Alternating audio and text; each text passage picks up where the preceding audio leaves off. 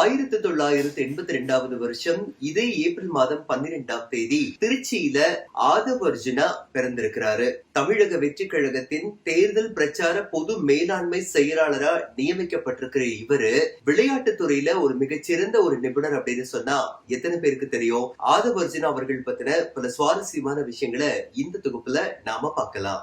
ஆதவ் அர்ஜுனா அவர்கள் 2022 கலாட்டா குரோன் அப்படிங்கிற ஒரு துறையில சிறந்த விளையாட்டு வீரருக்கான ஐகன் அவார்டையும் வாங்கி பல விளையாட்டு வீரர்களுக்கு இவரு ஒரு முன்னுதாரணமா திகழ்ந்திருக்கிறாரு அப்படின்னா அதுவும் ஒரு மிகப்பெரிய சாதனை தான். அதே மாதிரி ஆதவ் அர்ஜுனா அரசியலுக்கு வந்ததுக்கு அப்புறம் தான் அவரு பிரபலமானாருன்னு கேட்டா இல்ல, ஆதவ் அர்ஜுனா ஆல்ரெடி விளையாட்டு துறையில மிகச்சிறந்த ஒரு வீரரா திகழ்ந்திருக்கிறாரு. பலவிதமான சாதனைகளை பண்ணிருக்கிறாரு. அதுல 2022 வருஷம் தமிழ்நாடு இளைஞர் நல மேம்பாடு மற்றும் விளையாட்டு துறையில சிறந்த ஒருங்கிணைப்பாளருக்கான விருது வாங்கியிருக்கிறாரு. இந்த இந்திய திருநாடு, அதாவது நம்ம ஜனநாயக நாட்டுல அரசியல்ல பல மாற்றங்களை ஏற்படுத்தணும் அப்படிங்கிறதுக்காக தமிழக வெற்றி கழகத்தின் தேர்தல் பிரச்சார பொது மேலாண்மை செயலாளரா நியமிக்கப்பட்டிருக்கிறாரு ஆதவ் அர்ஜுனா. அதே மாதிரி இந்த 2026 சட்டமன்ற தேர்தல்ல நல்ல வகையில வாக்குகள் பதிவு செய்யணும் அப்படிங்கிறதுக்காக பல விழிப்புணர்வு பிரச்சாரங்களையும் தேர்தல் பரப்புரைகளையும் மேற்கொண்டு வராரு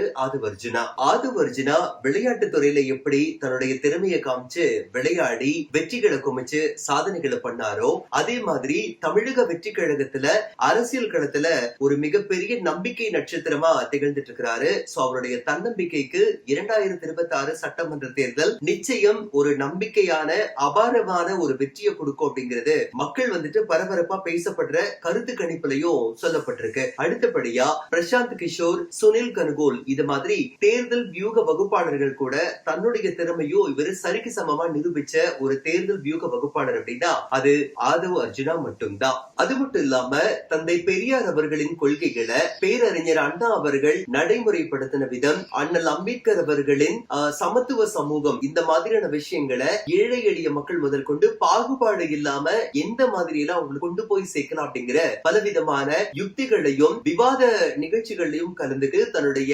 அறிக்கைகளை சமர்ப்பிச்சிருக்கிறாரு. இது எல்லாத்துக்கும் மேல அந்த அண்ணல் அம்பேத்கர் அவர்களின் சமத்துவ சமூகத்தை எப்படி நம்ம முறையா அமல்படுத்த முடியும், இந்த சமூகத்துல பல மாற்றங்களை ஏற்படுத்த முடியும் அப்படிங்கிறதுக்காக பல வியூகங்களை வகுக்கிறதுலயோ கெட்டிக்காரரா இருந்திருக்கிறாரு ஆதவ் அர்ஜுனா.